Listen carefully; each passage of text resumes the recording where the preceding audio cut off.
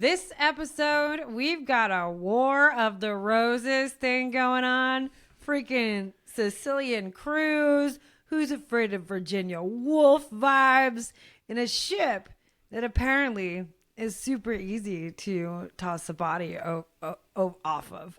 And we know that because it was used, the same boat, in another cruise death we covered recently in a previous episode. It's the exact same ship. Amazing. Do you have the name of that episode written down in front of you? I will. It's in the body. I'll get to it. Okay. This is exciting. I like this. Sicilian War of the Roses. Yeah. Mm-hmm. Yeah. Very good. For this episode, I used like some case files that I found online. This great 2006 article by Maitran for the LA Times. Couples reunion cruise ended in death. The 2014 article by R. Scott Moxley for the OC Weekly. That's Lonnie Mickey's Love Boat, which was helpful, but I did find to be kind of sexist. And then I, of course, just got some clarity and bits and bobs from the king of true crime, and that would be Dateline. Oh, I thought you were going to say Google. Google that too. I Googled it, guys. Trust me. You can trust me. I Googled it. Yeah, that's it, man. Cool. You got anything? No, this is a Patreon episode. Maybe you're listening to this through Spotify exclusive. We love you for supporting us. I know we got a bunch of new members. This is great. We got a bunch of returning members. People sign up, people drop. It's just like constant ebb and flow. But we're just Like we're just churning here for you. ocean. Yes, just washing dead bodies ashore. Oh God. And then new ones evolving from sea sludge into humanoids. Okay. Are you glad you asked me? Okay. All right. This is a true story involving murder, violence, drugs, adult themes, etc. But you signed up for this, so it's your funeral. We're going to joke, we're going to curse, and if we did anything else, you would demand your money back. All right, Nikki, are you ready to hear this story? No. Okay. Let's get started. This infamous ship that we're talking about, the minor character in 2 of our episodes, was originally built as a cruise ferry in 1981. It was called the MS Scandinavia.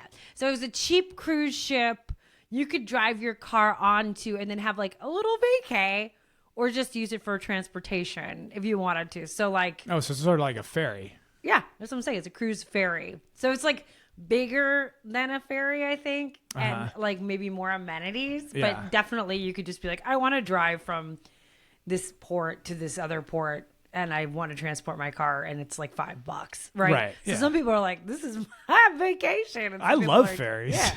Ferries I love rule. ferries. Yeah. I mean, we're from the Pacific Northwest, so Yeah. that's how you get to a lot of Bainbridge if places. you Yeah. have a crush on a girl.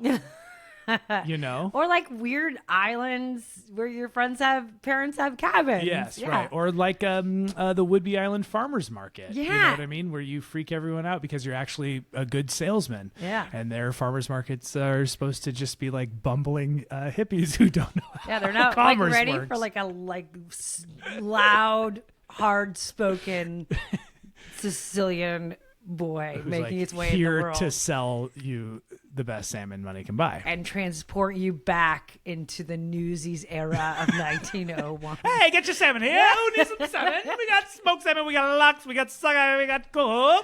Who needs a can of pink? I know who you are. I have to say, here's a tangent, and I know We have to get on with it, but go ahead, tangent away. This is the tangent is that so we're gonna go visit my grandmother for Halloween, and the last time we spent Halloween with my grandmother was like maybe 5 years ago or something like that. But she loves it. She's grumpy and she loves handing out candy and then criticizing people for taking candy. Yeah. And Oh, you need that? What are you gonna do? Go get cavities? like, look, he took 2 and he should only one, you know. And she wears a witch's hat and it's her favorite thing. Yeah. So I was talking to her about it. And this year Nick's coming and she's like, well, he knows how to get kids. He knows how to get kids to the house. Last time he was here, he was walking around with a megaphone. And I was just sitting there going like, I just thought she was making it up. Yeah. I was like, what? I don't remember it. Yeah, but then you were sitting there and you were like, oh, wait, hold on. There is this like megaphone thing in the basement. Yeah. And it's like, we didn't even remember it, but for her, it like made this indelible mark of you just being the loudest Yeah. salesman-y. Candy, get your candy here. Oh, we got the Reese's Pieces fresh off the presses. It's 1912, people. You are nothing if not consistent. Yeah. All right. So we're on this cheap Yeah. ferry. That's very fun, I think. In early 1988, the ferry was renamed the MS Star Dancer. Got a little flair.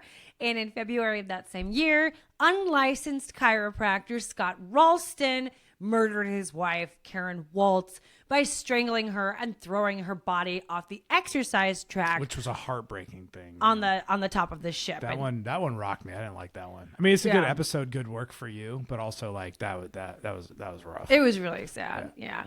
That was just a oof. But go listen to it, you know? Okay. Well, after Karen's murder, the Star Dancer went through many iterations until it was hacked up and built out into a full-fledged bargain cruise ship and renamed the MS Island Escape. The decks reserved for cars were converted into 3 restaurants, a spa, a casino and theater, and 6 bars. And the ship floated in and out of ports along the Italian coast. They marketed the cheap Fun Times cruise with the catchphrase, "We're going bananas." Classy. Classy. And in May 2006, 18 years after the murder of Karen Waltz, Mickey Kanasaki and Lonnie Kakontas chose the MS Island Escape for their reconciliation cruise. Mickey and Lonnie, they were in their mid-50s and they had first married back in 1995. They were currently divorced but still lived together and had recently restarted marriage counseling. Lonnie had booked the cruise a couple weeks earlier to help start their relationship. He later said he had plans to then remarry Mickey on their wedding anniversary in the upcoming fall. That's probably a good move. You know, just have one wedding anniversary. Oh, yeah. You know? I can't even, I mean, our one is hard enough. Oh, yeah. It's coming up here. I know. Okay. I'm excited about it. What do you want to do? We'll talk about that later. Okay. Nothing. All right. May 21st. The same thing we do every night, Pinky. Okay. Yeah, right. May 21st, 2006, Lonnie and Mickey, they dropped their dog Snowy with a neighbor in their shiny new housing development in Orange County, California, the OC. And then they headed to LAX. Now, Mickey and Lonnie weren't the typical MS Island Escape patrons. The budget cruise was normally geared towards Europeans looking for a cheap vacay. So it set sail out of a port in Spain, in Europe. So to get to their cruise, and just for whatever it's worth, like even the cruise that we talked about last time with Karen and Scott, like they sailed out of California, right? And it was like kind of like you're in the Pacific already. Like if you're in California, you can just take a cruise to Mexico. You know, like you can there are lots of great cruises coming in and out of California that are nice, right? Okay. But like, you know, whatever. So You mean you're just saying it's weird that they flew to Europe to take a cruise? And a really super budget cruise too. So it was like, Sure, it's like probably with the plane flight, whatever ticket cost, you could just get like a nicer cruise. I mean, maybe it seemed kind of odd, right? So to get to their cruise, Mickey and Lonnie had to fly from California to, I think, a city in the Midwest, and then to London, and then to Spain to get the party started. So it was this very Did they long kick it in journey. any of those other cities? No. On May 23rd, the couple settled into their cabin aboard the Island Escape, a suite with a balcony and separate beds. 2 days later, Lonnie and Mickey toured Messina in Sicily during the day. Love it. And I guess they did the same thing as the 1,700 other passengers and skipped dinner in Sicily for another chance to shovel down some cruise food. Which is so weird to me. Sicily has a really, really good food. Yeah, it's amazing. Yeah. And Messina is a beautiful city, too. Yeah, and like the pasta's incredible. I was like, why would you do? And hopefully my grandfather's birth certificate's there, too. I'm trying to find that. Yeah. Okay, so if anyone knows my grandpa... hit him up. Yeah. Actually, it's been helpful just to be like, hey, do you know my grandpa? And show a picture. And that does help. Yeah, that does work over in the there. past. Yeah. Yeah. Okay, so they had dinner on the ship. They drank some wine. They saw a comedy show in the casino. They took an Ambien and they went to bed. At 6 a.m. the next morning, Lonnie reported Mickey missing. He said the last time he saw her was in this like Ambien haze around 1 a.m. as he was falling asleep. And then Mickey told him, you know, she needed to relax, so she was going to go out in search of a cup of herbal tea. The boat was turned inside out. Calls were made over the PA system. And when Mickey failed to materialize, officials called the police. Police searched Lonnie and Mickey's room and they found it looking like totally normal. They found the finished wine bottle that he talked about, the blister pack of Ambien. Everything matched Lonnie's description of the night before. But according to Lonnie, this was just the beginning of his Italian nightmare. Oh, have you ever taken Ambien? No, but I don't think I have either. I just like I don't know think that I've ever had to like I can get a good night's sleep with a Benadryl. So to me, like I have never had the need to crank it up. And then I've heard stories of like, you know, I took an Ambien and then I sleepwalked or I peed in the closet or, you know, like that it can be kind of like a heavy thing. Yeah, I have too. Have you taken Ambien? I don't think so. But I know that people can kind of lose it. Yeah, I think like either just a Benadryl or maybe like 2 or 3, you kind of crush them up and snort them, you know. That's all I need. Do that. That's all I need. I did tell my doctor, I said, oh yeah, like when I can't sleep, I take Benadryl. And he was just like, I can't believe people do that. I hate that. It's so terrible. And I don't really know why. Because like I also have allergies. So sometimes I take them because... Yeah. Like, because my throat is closing. No, just because I have sneezies. Okay. So, beginning of Lonnie's Italian nightmare. Yeah, all right. Lonnie said the local police believed Mickey had gone overboard during the night and they questioned him relentlessly for hours. And the language barrier was crazy. You know, Lonnie didn't speak Italian. The police kind of barely spoke English. They're still outside of Messina, or they're docked at Messina? Now they're in Naples. Okay. Or they're actually still on the ship for now. Like they went from Messina and overnight as they were traveling, Mickey disappeared. Got it. So they tried to like get him to sign a statement written in Italian that he couldn't read. But Lonnie, you know, he's a practicing attorney in California. He refused. And eventually, without any sign of Mickey, and the interrogation of Lonnie at a standstill, the cruise officials dumped Lonnie at a hotel in Naples and resumed the Let's Go Bananas Italian tour. That night, Lonnie placed a terrified call to his best friend Bill Price and Bill's partner Susan McQueen. Now, Bill was a former cop from Washington, D.C., and he worked as a private investigator. Lonnie and Bill had known each other for over a decade, and they had met at the law firm where both Lonnie and Mickey Kanisaki worked. Lonnie as an attorney and Mickey as a paralegal. So they all super knew each other, had worked together. Sure. Work friends. And having friends. martinis after work, yeah. Yeah, and then friends. Yeah. Bill and Susan, they ran their own private investigation firm, and Lonnie felt they were the only people he could really, or the best people he could turn to for advice. So Lonnie told the couple, you know, everyone's being mean to him. No one spoke any English, and that he was being treated like a criminal rather than a victim missing his wife. In a Dateline interview, the couple told Josh Mankiewicz, my favorite guy, that, quote, they just saw disaster happening in a foreign country. And, they were like, this is horrible. And also, like, you're in a bad position. And so they told him to flee Italy before anything terrible happened.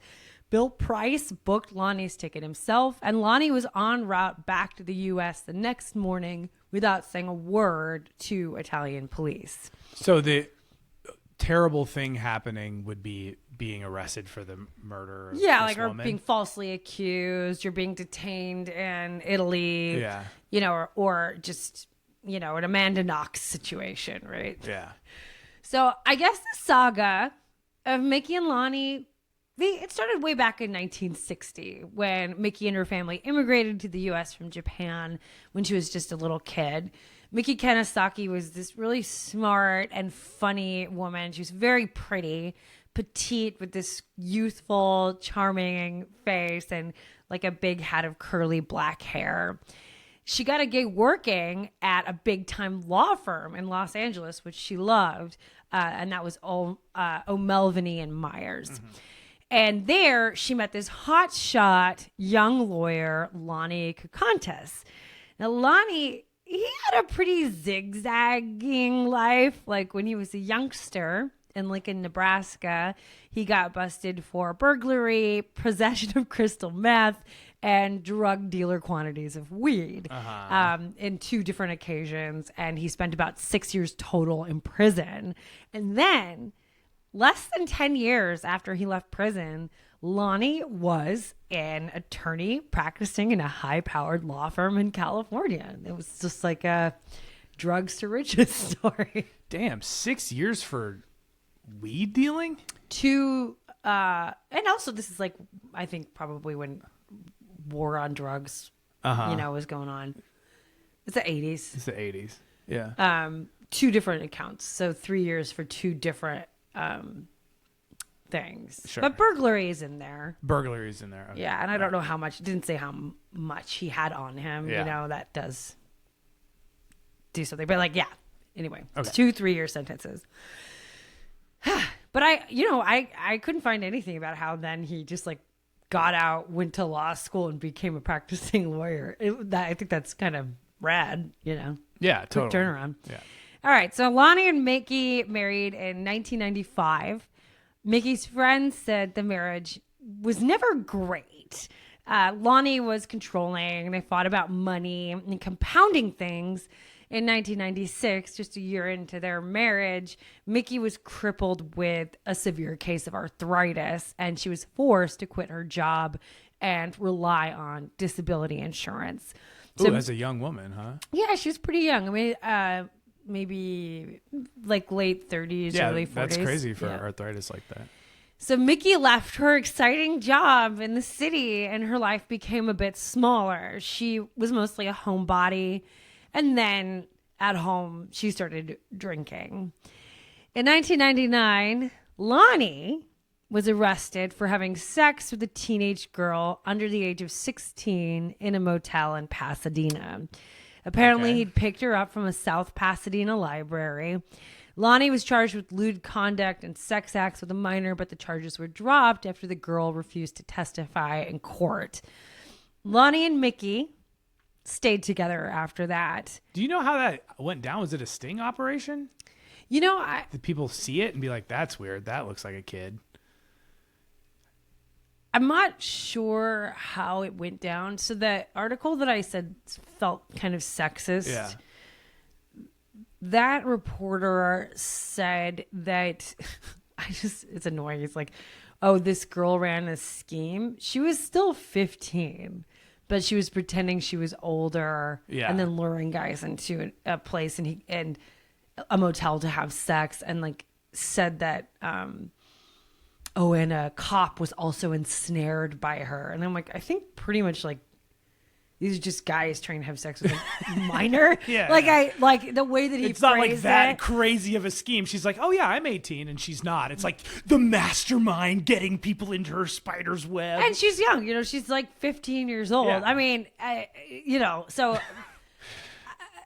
that's one source. And then the case files that were a part of like an appeals process that I went through just said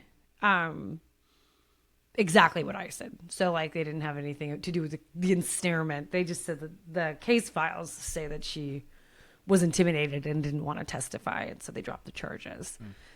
That's all I know about that. Yeah. But, that's throwing a bomb into the works, right? So Lonnie and Mickey, they stayed together. They stayed married after that. But obviously the wheels came off of the marriage. And the sex abuse allegations also derailed Lonnie's career. And at the time, he was getting word that he would be the subject of a possible civil lawsuit. So the couple forged on. They fled LA and was the civil lawsuit in regards to the girl? Yes, as far as I can tell. Yes. Okay. There's a little bit of like messiness in this because the only thing in the case file is about the girl, but there may have been another incident where he was inappropriate with a female client. Yeah. So I don't know if that was just like a bunch of kind of like messed up bad reporting and it has two different stories for the same story. Right. Or if they're two separate things. So I did read that in a couple sources that said like, oh, it was like a female, some sort of female client or the daughter of a client or something like that. So like that it had to do with his job specifically. But the girl from Pasadena is like the one that's in the case file and it's like in the official record of what happened. So regardless, there's also this sort of looming threat of this civil suit against him. So they left LA and they bought this fancy new house in the planned community of Ladera Ranch in Orange County. The new construction was built in 1999 on an old cattle ranch just outside Mission Viejo. And the development had its own pools and parks and shopping centers, along with a private water park and a skate park. Warren G is one of the notable people who used to live there. Mm-hmm. He's very notable. I love Warren G. I like adding little tidbits that I know that you'll enjoy. Yeah. So Mickey and Lonnie lasted until 2001 before Lonnie filed for divorce. The marriage was falling apart, the air thick with resentment, but also there was a financial motive. So while Mickey had been on disability since 1996, she'd actually done really well with investments. She also managed their money. Lonnie was still earning quite a bit of money. They had bought their house with some family money, so there was like a little bit of family mixed in with that. And the possibility of an impending lawsuit stemming from Lonnie's sex crimes back in 1999, was sort of like nerve-wracking, right? So they juggled their assets around, divorcing in part to preserve the assets. And then, later, a few years later, they joined their money up again for various financial purposes after the lawsuit never came to fruition. So they're kind of constantly like moving stuff around. Mm-hmm. So while they remained divorced, Lonnie and Mickey stayed tangled up in the thick mud of their own doing, living together at the granite counter-topped, tan stucco-coated cookie-cutter house in Ladera Ranch. And the divorce was finalized in 2002. According to Lonnie, after their move to Ladera Ranch, Mickey started a habit of getting drunk and throwing stuff at him. According to court records, in August 2002, Mickey was arrested and charged with battery against Lonnie. But then after reporting Mickey to police, Lonnie advocated for her, writing a letter to the deputy DA regarding Mickey's charges. In part, he wrote of Mickey, quote, "She had expressed suicidal ideations and I was concerned she would hurt herself. And also, I continue to believe that Miss Kanisaki requires counseling and psychological evaluation, not incarceration." So instead of jail time, Mickey was court ordered to complete a domestic violence program that Lonnie actually attended with her. And then Mickey was arrested a few months later for kicking Lonnie in the leg, which landed her in court-mandated anger management classes and AA sessions. So that was like kind of a pattern that Continue. I don't know why I'm laughing. Nothing about this is funny. I mean, it's just kind of like, he's a kind. I mean, they're just really. They're in it, and also in she's it, man. pissed.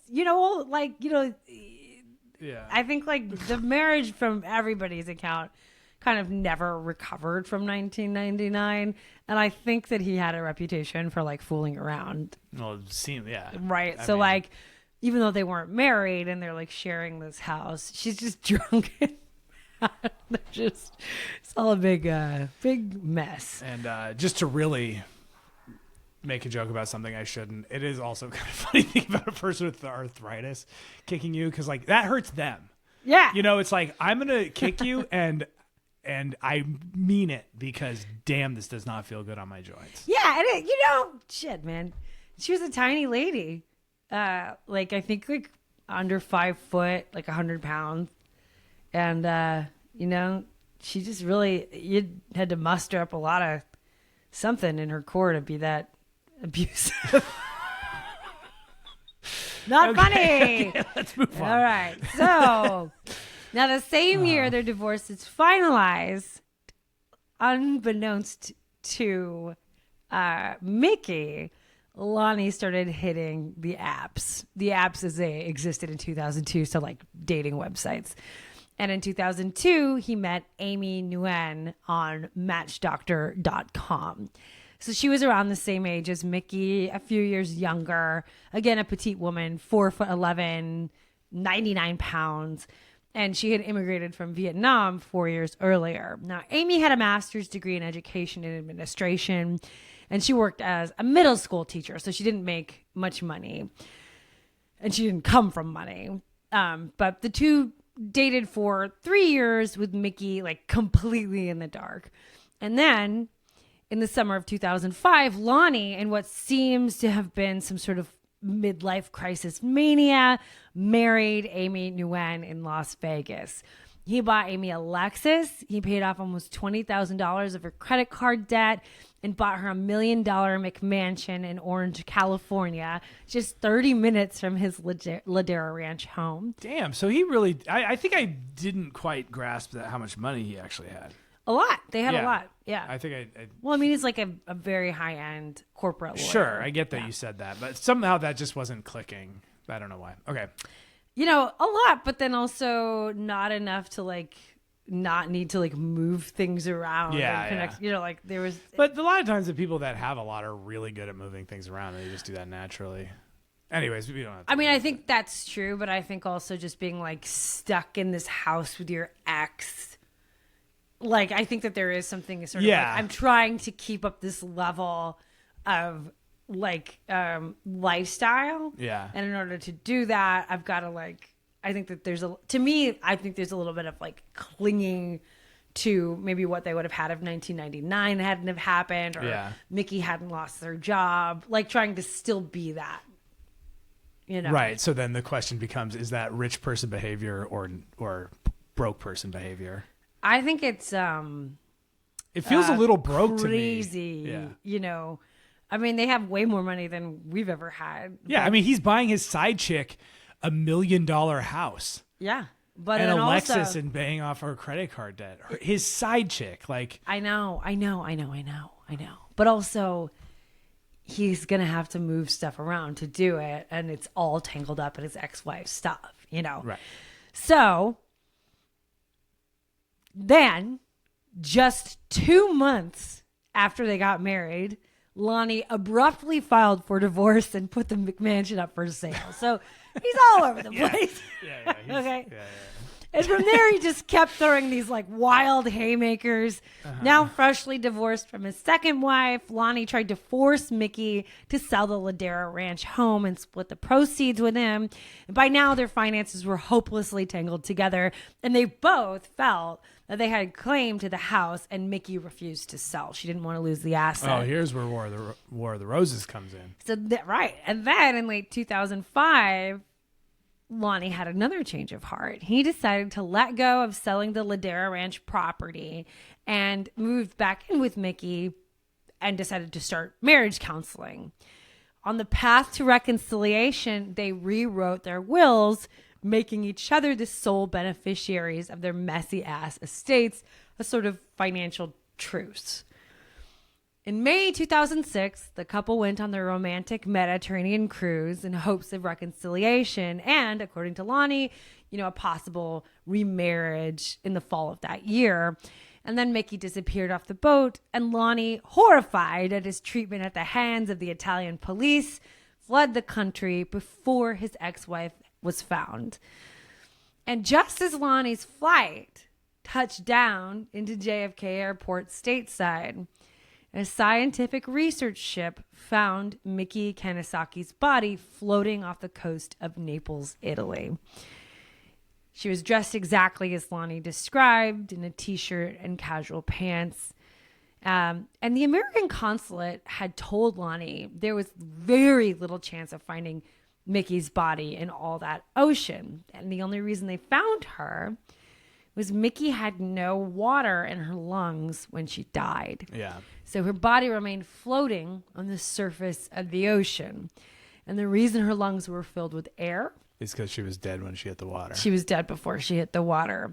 Her neck was covered in bruises, and she had a skull fracture and hemorrhaging in her brain. But initially, investigators didn't have a concrete sense of how Mickey Kanasaki arrived dead in the water. And Lonnie was just as clueless. He said he has no idea how this happened, but he did say, quote, "I can't rule suicide out. When she would be sad and she would drink, she talked in general terms, wishing that she were dead. And she's talked about wanting to kill herself in the past." So seemingly crushed and heartbroken, Lonnie paid to have Mickey's body transported back to California and buried her in a plot at Rose Hills Memorial Park, where Lonnie said he intended to be buried next to Mickey when the time came. Because Mickey was an American killed overseas, her case fell into the jurisdiction of the FBI, and the FBI had started keeping tabs on Lonnie's weird ass since the day he got back to California. His first interview with the FBI was just the day after Mickey's body was found, and the interviews continued for months. Here are some hits from those initial conversations. Like, Lonnie flatly recounted his story, the wine and Ambien, the comedy show. He had no emotion when he talked about it. He offered to have his blood or urine tested because, quote, "if I did do something to hurt my wife, I might want to prove that I was impaired." And then when asked what he thought happened to Mickey, Lonnie said Mickey was seasick, drunk, and on Ambien, so she probably just fell off the balcony while puking and injured herself on the way down. It was also found during this investigation that Lonnie never told Mickey's family anything about her death, that they found out from the State Department later on. So a federal grand jury was convened in December 2006 in regards to Mickey's death, but the FBI and the Italian authorities, they both had weak cases against Lonnie Kakantas. There really wasn't any surveillance footage or forensic evidence linking Lonnie to Mickey's death. And on top of that, Lonnie had some really convincing people on his side. So first, there was Lonnie's brother from another mother, Private Eye Billy Price, and Bill's partner, Susan McQueen. And Bill Price, to the grand jury, painted a picture of a browbeaten ex-husband and an unhinged ex-wife forced to share a house together. Susan and Bill were close to the couple, and Susan said Mickey got so nasty and embarrassing when she started drinking that Susan stopped going on double dates with the couple altogether. Bill felt the allegations of the sex crimes Lonnie faced in 1999 started the tipping point in Lonnie and Mickey's relationship and led her into drinking and depression. And then also, just for the record, sorry, they weren't allegations. They were actually. Well, he wasn't convicted. Oh, he wasn't convicted, right? Because she didn't testify, right? Sorry. Okay, so they were. Okay, sorry. And then, despite their divorce, Bill said, from his perspective, everything escalated in 2005 after Mickey found out about Lonnie's brief, secret second wife, Amy Nguyen. when that all came to a head. Because when he bought her the house in the Lexus, he moved out of the house. Yeah. And then she found out, oh, he's got this new wife. And, it was kind of a little blindsidey. Right. So both Bill and Susan said that they fielded calls from Lonnie during that time where they could hear Mickey screaming and breaking things in the background. Bill testified that Mickey threw a computer out the window one time and would just bang Lonnie up, throwing things at him at that time as well. And that's also when Mickey again started getting arrested for her attacks on Lonnie and was ordered into more anger management courses. But Bill said Lonnie still cared about Mickey and that he left Amy Nguyen, came home to Mickey, went to therapy with her, went to her court-mandated domestic abuse classes. And it seemed like Lonnie really wanted to make his first marriage work. So, Bill was like, I gave him an idea to bring down the temperature and reconnect with Mickey. Both Susan and Bill, they loved going on cruises. That was their big thing. And in the spring of 2006, Bill said that he suggested Lonnie take Mickey on a cruise to relax and get romantic, that it was his Cruise idea. Will fix everything. Yeah. And saying I told him to do that. Unfortunately, tragedy struck, but Lonnie was just unlucky. Bill Price said he's no murderer. And also, surprisingly, Amy Nguyen came to bat for Lonnie too at the grand jury hearing or whatever. So they talked about how Lonnie left her because she was cheating on him. That was a big bombshell. And that Lonnie going back to Mickey was actually really genuine. It wasn't about, he just wanted to go back to his ex-wife. And that she never heard Lonnie express any desire to hurt or kill Mickey. And the grand jury agreed with these character witnesses. Lonnie Kokontas was not indicted on any charges related to Mickey Kanasaki's murder. Lonnie was absolved and free to live his life. And they have no other suspects from this shit? No. So after the failed 2006 indictment, Lonnie, Mickey Kanasaki's grief-stricken sole heir, sold the Ladera Ranch house, pocketed the cash, drained Mickey's bank accounts, and moved to Florida, where he quickly married his third wife, a very young woman from Thailand named Catherine Kern. But the FBI was still keeping tabs on old Lonnie, and they were pretty sure, despite the results of the grand jury, that Lonnie killed Mickey Kanasaki and that his motive all along was money. Yeah. So they're watching him do all this stuff. Lonnie's feeling himself and getting creative with this new influx of cash. After the FBI watched him drain all of Mickey's assets, they caught him breaking up the money and trying to spread it out between a bunch of different bank accounts, some under his new wife's name. And the FBI decided they'd had enough shady behavior on record from Lonnie to initiate something called civil forfeiture proceedings. Uh-huh. So that means... What's shady about any of that?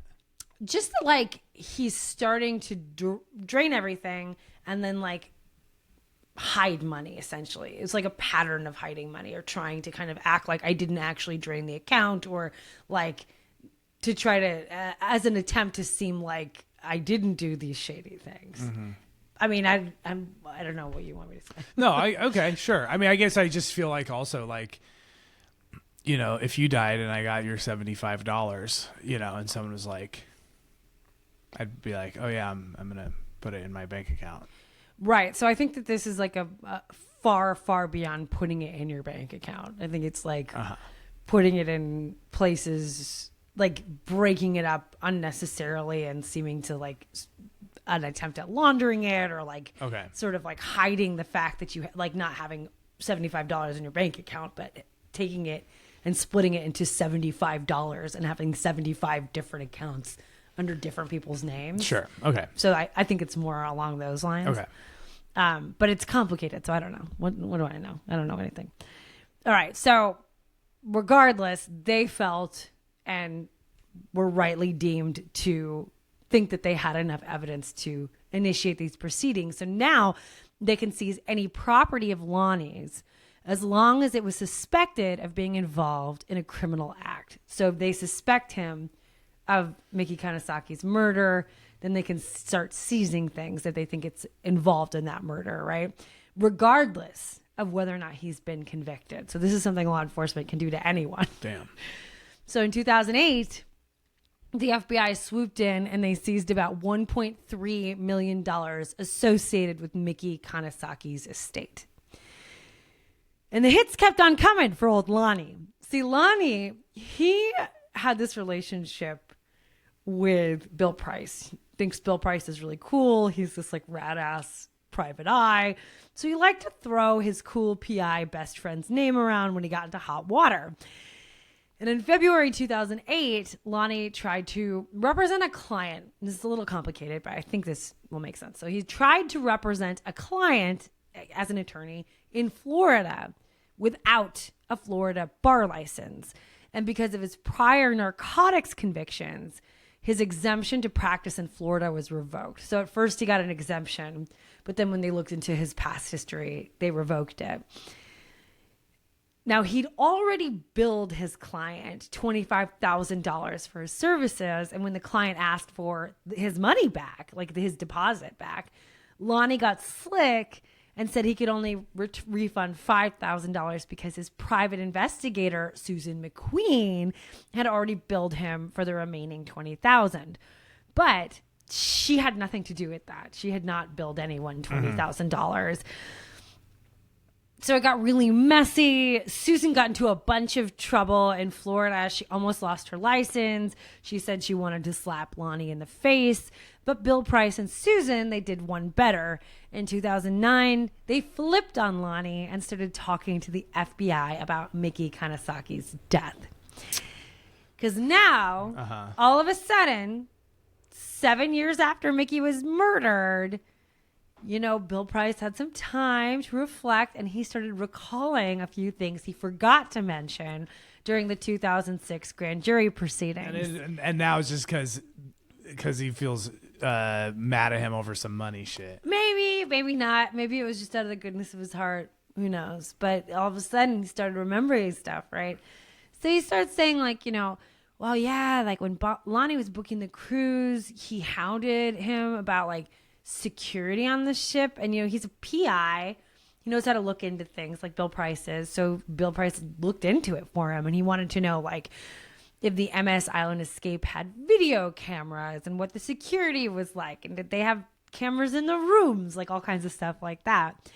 Where are the cameras located? And then after Mickey's body was found, Bill Price claimed Lonnie told him about plans he had to move abroad to a country without an extradition treaty with the U.S. So just talk, just locker room talk, right? He didn't think it was relevant until now when he's really mad at him, you know. And it turns out also they had a tape. Now, the history of this tape is actually a pretty long, drawn-out thing that spanned over 4 years.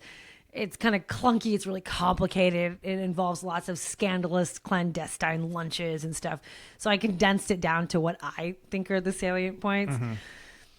So it started in early 2009. Bill Price and Susan McQueen flew to San Francisco, found Amy Nguyen, and sort of interviewed her again about her relationship with Lonnie and Mickey Kanasaki's death. And now, you know, having been totally dumped and abandoned by Lonnie and just working as a middle school teacher somewhere in the Bay Area, Amy Nguyen had a totally different story than the one she told the federal grand jury back in 2006. So it turns out Amy was totally playing make-em-ups. She lied about everything. First, her divorce from Lonnie had been largely irrelevant. Amy and Lonnie never stopped sleeping together. They were having sex while Mickey and Lonnie were going through counseling, all through the reconciliation and the rewriting of the wills. The day that Lonnie got home from Italy, the same day that Mickey's body was found, Lonnie had gone straight to Amy Nguyen's house to bump those nasties. They'd been a couple all through the federal grand jury proceedings up until the case against Lonnie fell apart and he cashed out Mickey's estate, ditched Amy Nguyen, and moved to Florida to marry his third wife. Amy told Bill Price and Susan McQueen that after Lonnie divorced her, Lonnie told her, I still love you. I do not want to go back to Mickey, but the only way to get rid of Mickey and reclaim ownership of the Ladera Ranch house was to actually get rid of Mickey. Amy told the couple that Lonnie said that he'd paid Bill Price. He'd paid Bill Price to carry out the murder, which was news to Bill Price. So he's still throwing his name around and saying this stuff. And she said that Bill actually backed out of the murder plot at the last minute, but that he promised to help Lonnie get some mafia guys to do it. And Amy said Lonnie told her after the murder that he would be free to continue his relationship with her, that they would be, together forever. So after the murder, Amy helped Lonnie destroy evidence, and she had her grand jury testimony coached by one of Bill's lawyers. What evidence? I'm sorry, one of Lonnie's lawyers. Yeah. So he had done all of the research for the cruise on her computer.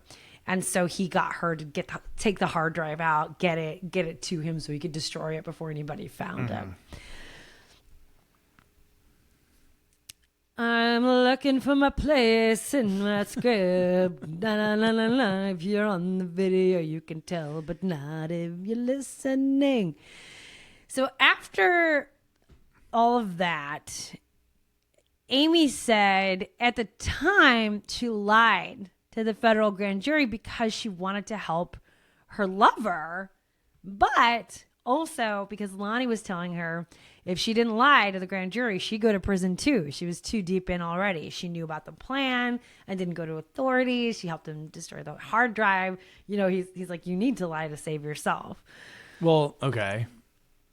So also probably she's like probably hoping to cash in on some of this money. I mean, they're still together. So like she wants to also I mean, I think rich Lonnie. Yeah, she wants to continue this guy who's like spoiling her and paying off her credit. I mean, she's, and murdering his other girl. Yeah. All right. Yeah, So this tape, it made its rounds at the FBI and the Orange County District Attorney's Office. And in 2013, Amy was brought in to corroborate everything. And after that meeting, she agreed to testify against Lonnie Kakantas in exchange for immunity for her previous false testimony and a protective order against Lonnie because she was terrified of him. Mm-hmm. So Lonnie Kakantas was charged for Mickey Kanasaki's murder on February 13th, 2013. And this time the grand jury chose to indict him. And then the trial was delayed for 7 years while everyone tried to figure out if Orange County had the jurisdiction to try Lonnie for a crime that happened in international waters. Mm-hmm. So 7 years. Is he free during that time? No, he's in prison. Whoa. So meanwhile, Lonnie was held in prison where he spent most of his spare time planning the murder of Amy Nguyen. Uh-huh. So in prison, Lonnie met a twice convicted felon named King. And Lonnie had this long, convoluted plan to pay King and King's cellmate and gang member, Samanu, to force Amy to sign a letter saying her original 2006 testimony backing Lonnie up was actually the real truth, and then recanting anything she had said after that in 2013. And then Lonnie's plan was when she signed the paper, they would murder Amy anyway. So Lonnie created this whole coded system to communicate with King in writing. He used the code D16 to communicate the murder. So D was for death, and 16 being the sum of the digits 187, which if you're into I think rap music in general, you might know, that's California's penal code section 187 that defines what murder is. And cops also use 187 as a code for murder investigations. Right. It's a 187. So, very, because Lonnie's a very highly intellectual guy, right? Very, Well, and so are you, based on that textbook definition of 187. well, I just figure lots of people listen to this, and you would get 187, but who lives in California? Most of the people who listen to our podcast live in Australia. Yeah. Shout out Australia! I'm sure our Australians have listened to enough Ice Cube To know what 187 is? Well, I don't know what that is in Sweden, so. All we need is a Swedish rapper, and then we'll learn all their slang, Yeah, just one hit. Okay. Be like 4, 6, 7, 32. All right. So Climate change. Okay. Or whatever they care about over there. King was in it at first, right? He's like, okay, all right. It's like he's talking big numbers, like $100,000 payout, blah, blah, blah. Mm-hmm. But as time goes by, it's like years in the making. As time goes by, he started thinking this whole thing was turning kind of wacky, right? King saw a better opportunity in the situation. He could just bust on Lonnie instead and maybe get some leniency in his current sentence. Right. So he did just that. King ratted on Lonnie, had plenty of evidence, including the coded notes that Lonnie had written to him. So he's like, this is what the codes mean. Yeah. And Lonnie was like, this sucks. He had flushed some of it down the toilet, but some of it he'd just be like, yeah, you can keep that just to make sure you got it fresh in your mind. He's like, man. I thought we were homies. Man. King. So in June 2019, this is still before they've decided whether or not he can stand trial for Mickey's murder. Yeah. Lonnie was ordered to stand trial on 2 counts of solicitation of murder and 1 count of solicitation to commit a crime. And he opted to represent himself in court when the time came. Unfortunately, we didn't get that far. I would have probably really enjoyed that trial.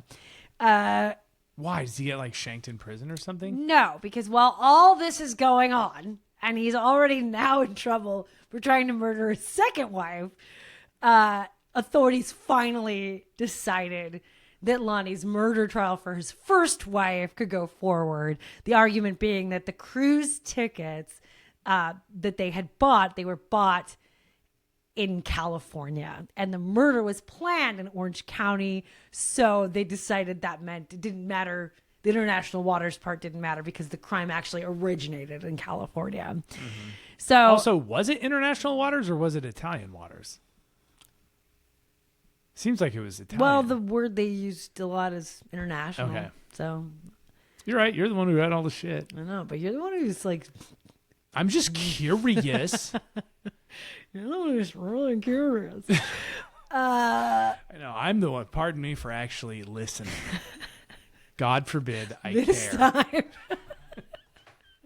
What has to do with Italy, Nick? All right. Yeah. So the murder trial started in February 2020, and of course was delayed again because of obviously pandemic issues. Yes. Finally, in April 2020, 14 years after Miss Mickey Kanasaki's murder, Lonnie Kokontas stood trial. So this is the story the prosecution laid out. Amy was up to bat. She delivered her devastating testimony all about Lonnie's plans to kill Mickey Kanasaki, how he was all raging bull about selling the Ladera Ranch house, and how he kind of more or less forced her to lie to the grand jury and how that all came out.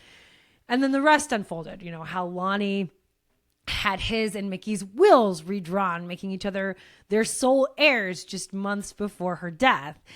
And then how Lonnie planned that weird ass cruise. So they actually had the travel agent who booked the cruise come up and take the stand. And she testified she was worried at the time that Lonnie and Mickey would be disappointed in the trip. Yeah. It was a really weird one for Americans to book. There's 3 connecting flights to take a no frills trip on a converted car ferry with these sheer sides that drop straight into the ocean unimpeded.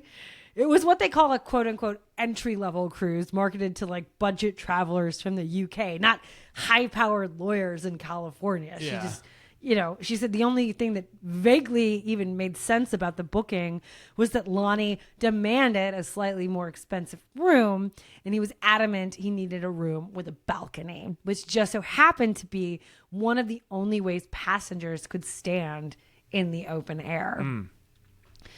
The ship captain testified on May 26, 2006. The ship captain testified. He took the stand. And he said on May 26th, 2006, as the ship cruised by Naples, Lonnie reported Mickey missing. So we know all that, right? The captain, though, at the time found the whole thing really strange. Like, Lonnie wasn't upset or worried. He was just cold and terse. He'd even taken the time to take a shower and clean up the room before reporting Mickey missing.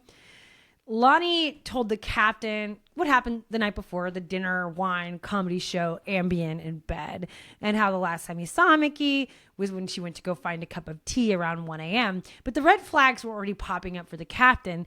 There was only one place to get tea after midnight on the ship, and that was one level above Lonnie's room at the Beachcomber. And while there were night security and plenty of staff working that little cafe, no one had seen Mickey Kanasaki after midnight on the ship. Yeah.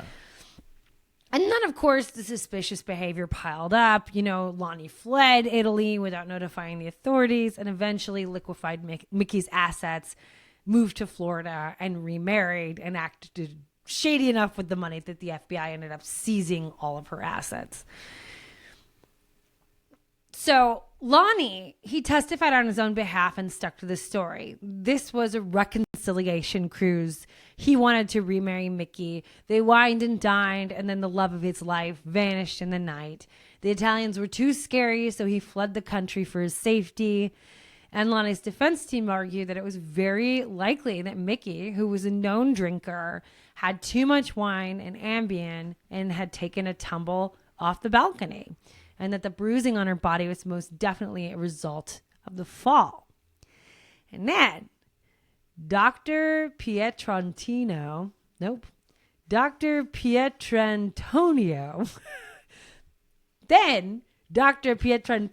Ricci, the prestigious Italian doctor with degrees in criminology, forensic psychology, and toxicology, who originally performed Mickey's autopsy back in 2006, he took the stand.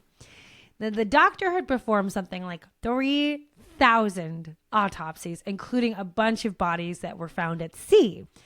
And through an interpreter, he explained that Mickey had extreme bruising around her neck, indicating a strong and prolonged compression. Quote, a violent action that was continued on for a period of time, and her eyes and mouth both showed signs of manual strangulation. He also found Mickey had been beaten in the back of the head after death with a cylindrical object similar to a wine bottle. Her urine and blood tested completely negative for alcohol. And maybe, most importantly, as we know, she had no water in her lungs. She was dead before she hit the water. Yeah. When asked if he believed Mickey Kanasaki was murdered, the doctor replied, quote, absolutely. Lonnie was convicted and sentenced to life without parole for strangling Mickey Kanasaki and throwing her body off their balcony and into the sea. R.I.P. Lonnie did get one tiny break, though. The charges he was facing for soliciting Amy Nguyen's murder were dropped. Given his sentence, the whole thing seemed kind of pointless. And that's the end of that chapter. R.I.P. Mickey. And R.I.P. Karen from that other story. Yeah. These dumbass husbands, man. They did the exact same thing on the exact same boat. And they both got caught. And we're like, obviously got caught. I cannot believe you're on trial for your first wife's murder and then you get caught trying to plan your second wife's murder. They always do shit like that. And then you're going to be like, oh, well, in this situation, I'm going to represent myself. It's like, stop doing things. Like, that's not going to help anything. No, he was just like on a collision course from day one. You know, he just was like constantly jacking up his own life and other people's until he just took it way too far and did the unthinkable. Yeah.